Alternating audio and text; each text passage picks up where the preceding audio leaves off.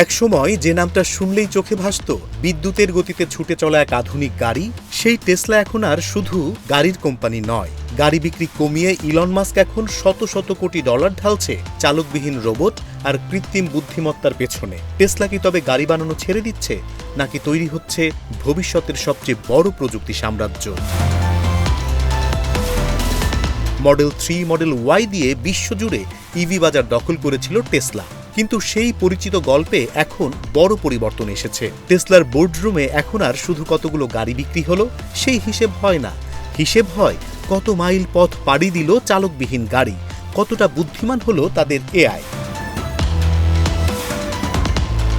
Elon Musk স্পষ্ট করে দিয়েছেন, টেসলার ভবিষ্যৎ 4 চাকায় নয়, ভবিষ্যৎ কৃত্রিম বুদ্ধিমত্তা, রোবোট্যাক্সি এবং মানুষের মতো দেখতে রোবট অপটিমাসে। আর এই ভবিষ্যতের জন্য তিনি বাজি ধরেছেন সবকিছু।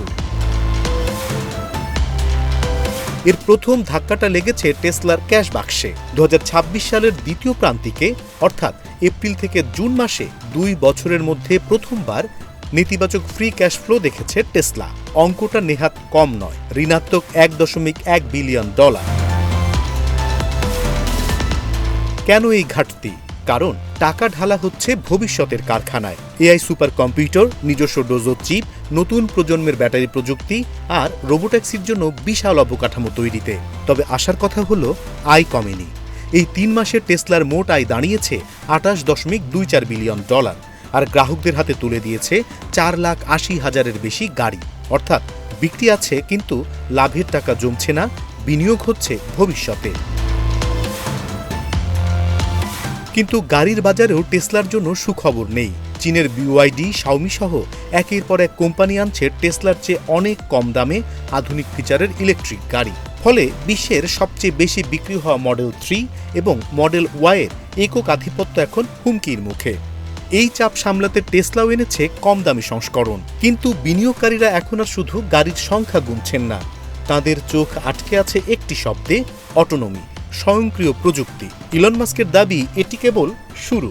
আগামী 2 থেকে 3 বছরের মধ্যে আমেরিকার রাস্তায় লাখ লাখ রোবোট্যাক্সি নামবে।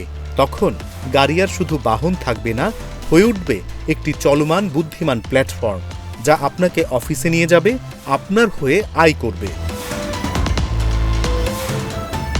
আর এর চেয়েও বড় চমক, মানবাকৃতির রোবট অপটিমাস। মাস্ক বিশ্বাস করেন, আগামী 1 দশকে প্রতিটি কারখানায়, এমনকি প্রতিটি বাড়িতেও মানুষের কাজ করবে এই রোবট। টেসলার টেক্সাসের গিগা ফ্যাক্টরিতে ইতোমধ্যেই এই রোবট কাজ শুরু করেছে।